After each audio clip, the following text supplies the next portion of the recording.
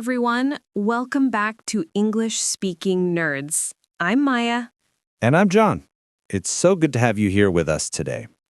You know, John, I was thinking about something this morning. I met someone at a coffee shop yesterday, and within the first 2 minutes, they asked me that one question everyone asks when they meet you for the first time. Oh, let me guess. What do you do?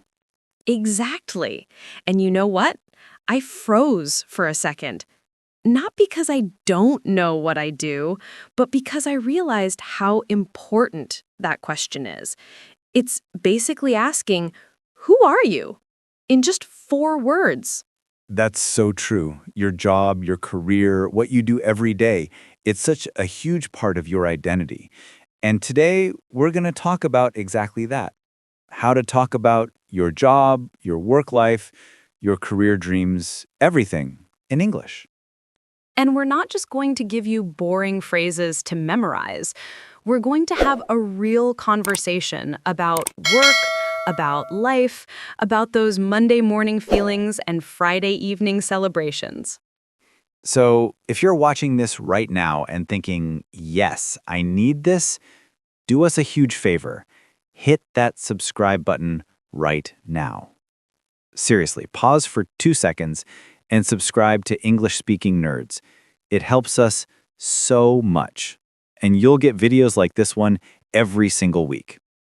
And if you're already subscribed, thank you. You're amazing. Now let's dive into this conversation. Okay, so Maya, let's start with you. When someone asks you, what do you do? What goes through your mind before you answer? Honestly, I think about whether they really want to know or if they're just being polite. Because there's a difference, right? Sometimes people ask just to make conversation, and sometimes they genuinely want to understand your work. Oh my God, yes, that's so real. And it changes how you answer, doesn't it? Like if someone's just being polite at a party, I might say, I create educational content. Simple. Done.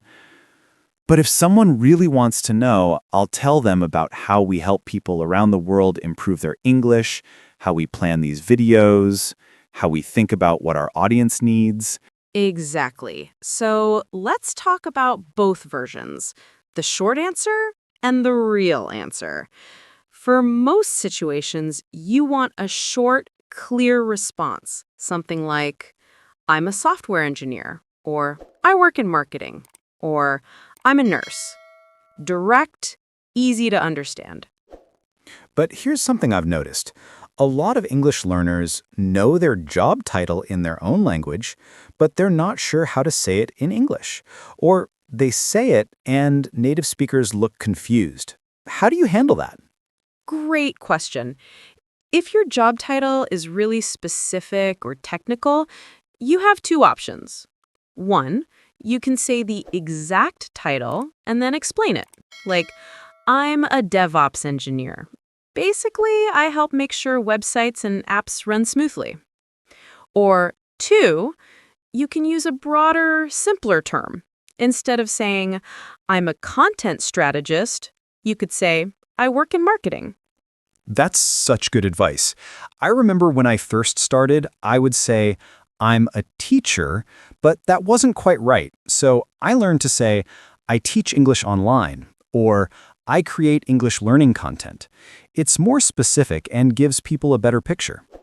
And you know what I love? When people add their passion to their job description. Instead of just, I'm a chef, someone might say, I'm a chef and I love experimenting with fusion cuisine. Suddenly, it's not just a job, it's a story. That's beautiful, because here's the thing. Your job isn't just what you do for money. It's part of your story. It's where you spend most of your waking hours. So when you talk about it in English, don't be boring. Be real. I love that. Okay, so let's say you've told someone what you do. The next question is almost always about where you work. And this has changed so much in the last few years, hasn't it? Oh my goodness, yes. Before 2020, most people would say, I work in an office downtown, or I work at a hospital. Pretty straightforward. But now we have this whole new vocabulary. Right. Now you might say, I work remotely, which means you work from home or anywhere with internet.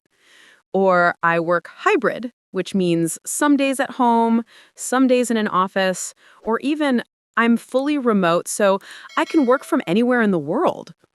And can we talk about how wild that is? My cousin works for a company in New York, but she lives in Portugal. She's never even been to the office. Her entire job exists on her laptop.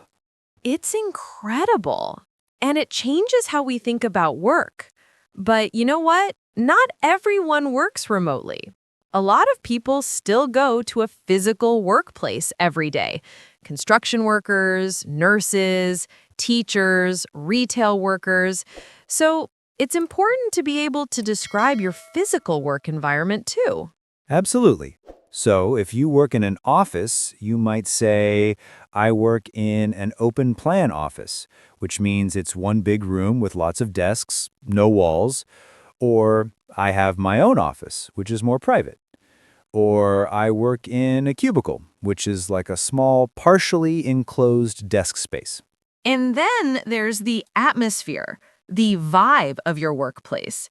Is it formal or casual? In a formal workplace, people might wear suits, call each other by last names, have very structured communication. In a casual workplace, everyone's in jeans, first names only, more relaxed. I worked in a very formal office once, and I hated it. Everyone was so serious all the time. No jokes, no laughter, just work, work, work. It made me realize that the atmosphere of a workplace matters just as much as the job itself. That's so important. And it leads perfectly into talking about your work schedule and routine. Because this is where life happens, right? This is your daily reality. Yes. Okay, so let's talk about this. Maya, what time do you start work? I usually start around 9:30 a.m., but I'm flexible. Some days I start earlier, some days later. It depends on what I need to do that day. I have what we call flexible hours. Lucky you. I remember when I had a job that required me to be at my desk at exactly 8:30 a.m. Not 8:31, not 8:35, 8:30. And if you were late, your boss would give you this look. Oh no, the death stare. That's the opposite of flexible hours. That's what we call fixed hours or strict hours. You have to be there at a specific time, and you leave at a specific time, like 9 to 5, which is the classic work schedule. And let's be honest about 9 to 5. Does anyone actually work only from 9 to 5 anymore? Because in my experience, it's more like 9 to 6 or 9 to 7 if you have a deadline. You're touching on something really important here. Work-life balance. And this is something everyone thinks about. Are you working to live or living to work? That's deep. And it's something you might actually need to talk about in English, especially in job interviews. You might be asked, how do you maintain work-life balance? So let's break down a typical workday. John, walk us through your typical day. Okay, so I wake up around 7 a.m.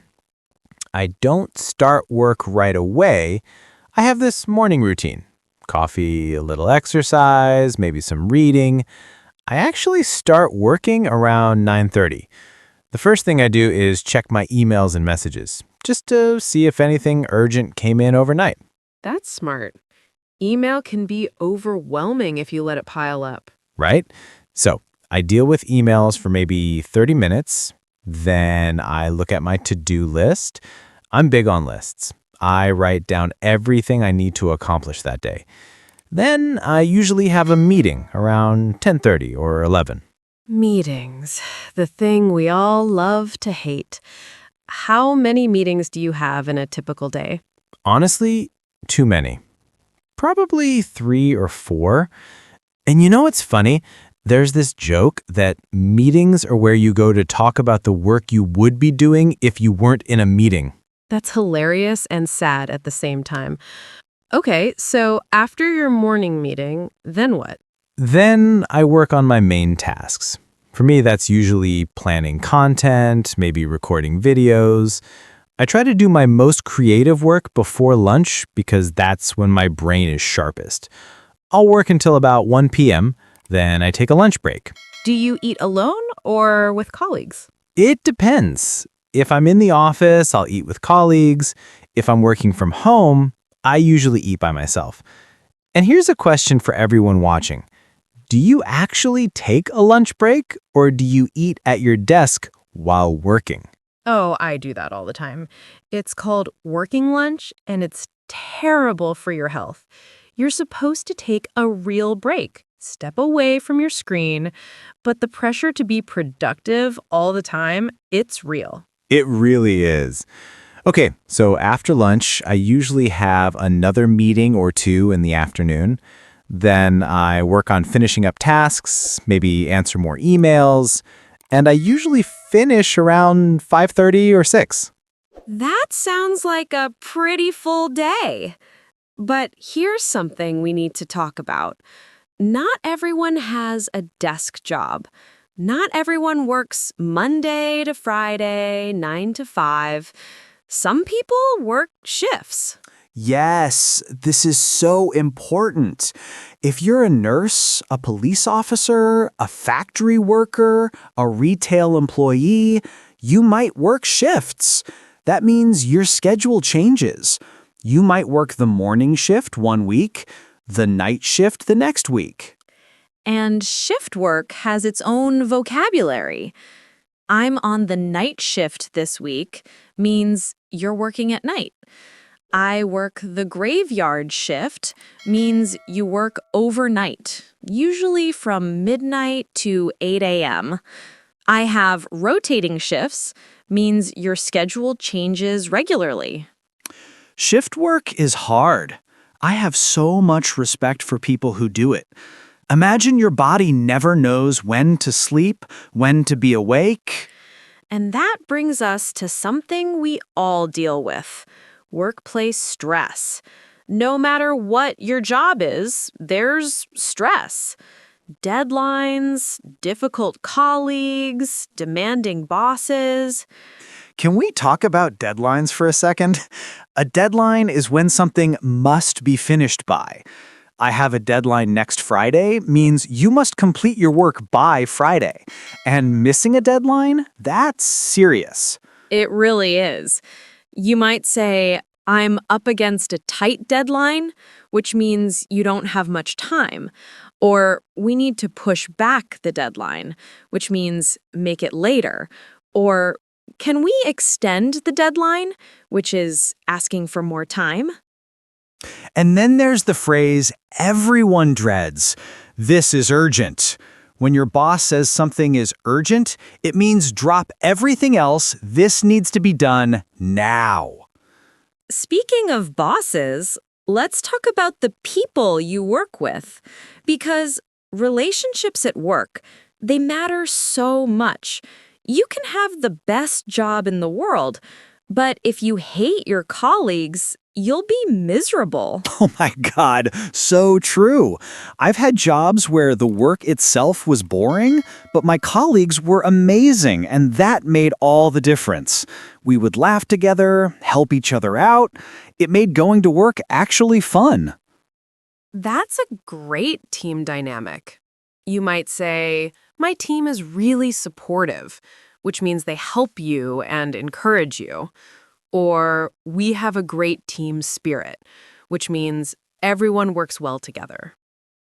On the flip side, you might say, there's a lot of office politics, which means people are competing with each other, gossiping, or my workplace is toxic, which means it's unhealthy, people are mean, and it's damaging to your mental health.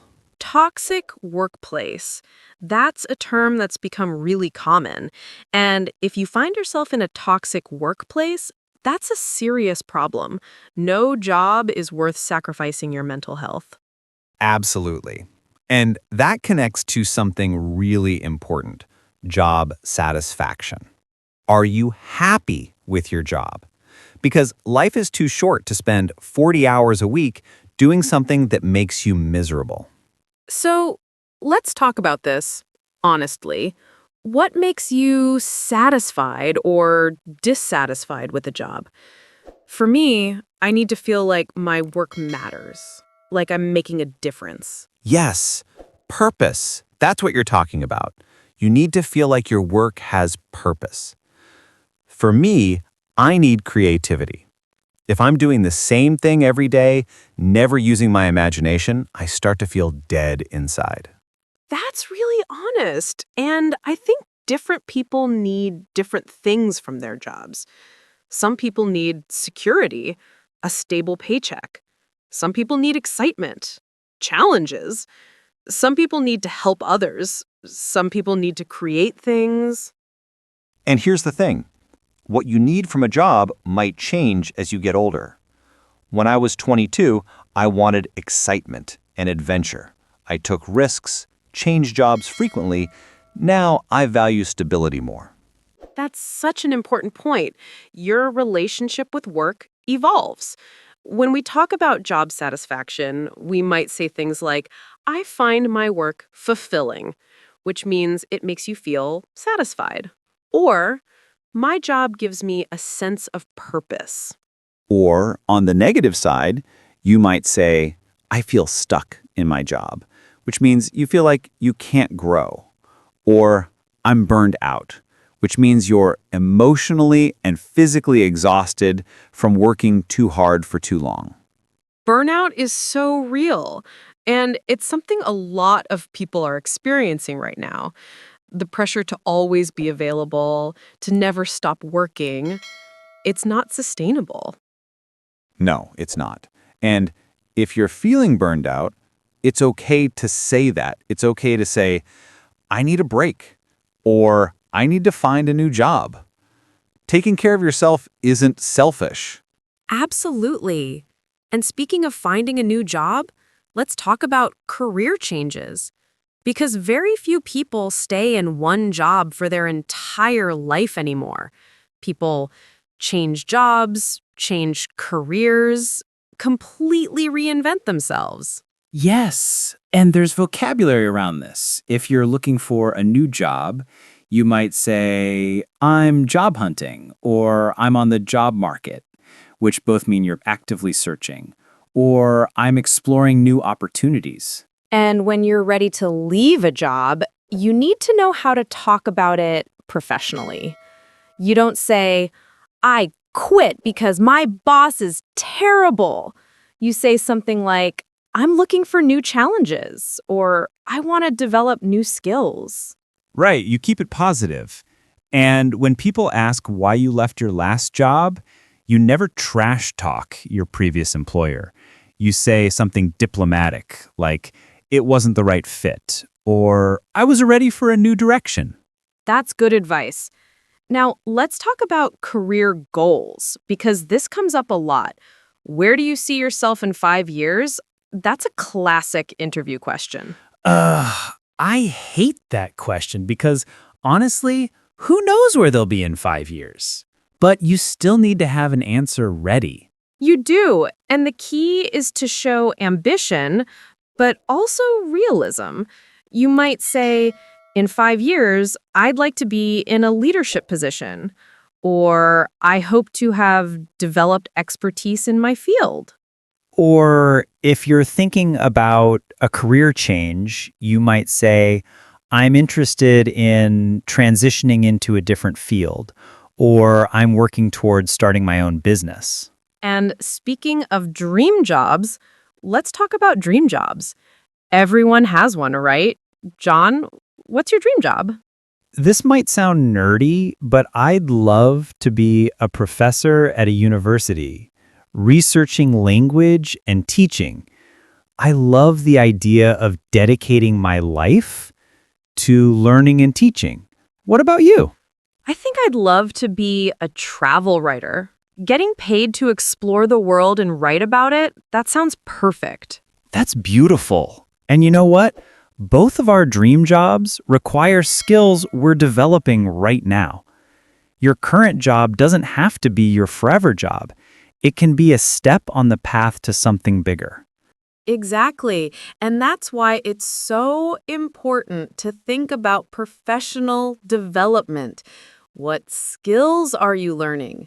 How are you growing? In English, we have lots of phrases for this. I'm upskilling, which means learning new skills. I'm taking a course in, which shows you're actively learning. I'm seeking mentorship, which means you're looking for someone experienced to guide you. Mentorship is huge. Having someone who's been where you want to go, who can give you advice, that's invaluable. And networking is important too, building professional relationships. You might say, I'm attending industry conferences, or I'm building my professional network. Which brings us to something important, working in English. For a lot of people watching this video, English isn't their first language, but they need to use it for work. And that can be intimidating. Using English in a professional setting is different from casual conversation. There are certain phrases, certain ways of communicating that are expected. Like, you need to know how to write professional emails. You can't just write, hey, send me that report. You need to say, good morning. Could you please send me the report when you have a moment? Thank you. Right. It's more formal, more polite. You use phrases like, I would appreciate instead of I want, or could you please instead of do this. And in meetings, you need to know how to contribute professionally, not just blurting out your opinion, but saying things like, I'd like to add something, or may I suggest an alternative? These small phrases make a big difference. They show that you understand professional communication in English. So true. And you know what? We've been talking for a while now, and I want to say something to everyone watching. If you're still here, thank you. Seriously, the fact that you're here, learning, trying to improve your English, that says something about you. It really does. It says you're serious about your growth, about your future. And learning to talk about your work in English, it's not just about vocabulary. It's about being able to share your story with the world. Because here's the thing. When someone asks you, what do you do? They're really asking, who are you? And your answer in English opens doors. It connects you with opportunities, with people, with possibilities. And it's okay if it's hard. It's okay if you stumble over your words. Even native speakers do that. What matters is that you're trying. Let me tell you a secret. I used to be terrified of networking events, of meeting new people, and having to talk about myself in English. I would rehearse in my head. I'm Maya, I work in education, but then someone would ask a follow-up question and I'd panic. What changed? I realized that people don't expect perfection. They just want connection. So I stopped trying to sound perfect and started trying to sound real. And everything got easier. That's powerful. Being real is more important than being perfect. And I think that's the best advice we can give. Don't try to sound like a textbook. Sound like yourself. Yes, use the phrases we've talked about today, but make them your own. Add your personality, your passion. That's what makes you memorable.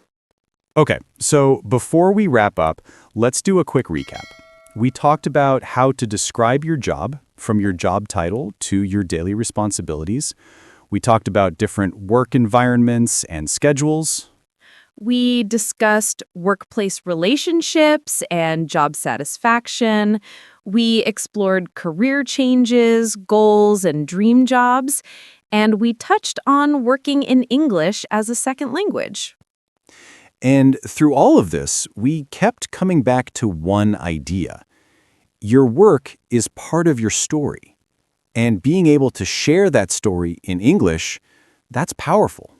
So here's what I want everyone watching to do. Think about your job, or if you're a student, think about what you want to do. How would you describe it in English? Practice saying it out loud. Seriously, right now, say it. I'm a, or I work as a. Say it until it feels natural. Because the more you practice, the more confident you'll become. And confidence is everything when you're speaking English professionally. Absolutely. And remember, your English doesn't have to be perfect to be effective. It just has to be clear and authentic. Okay, before we go, we want to hear from you. In the comments below, tell us, what do you do? Describe your job in English. We read every comment. And if you haven't subscribed yet, please do it now. Hit that subscribe button so you never miss a video from English-speaking nerds. Thank you so much for spending this time with us today. We know you could be doing anything else, and you chose to be here, learning and growing. Until next time, keep learning, keep growing. See you in the next video. Bye, everyone.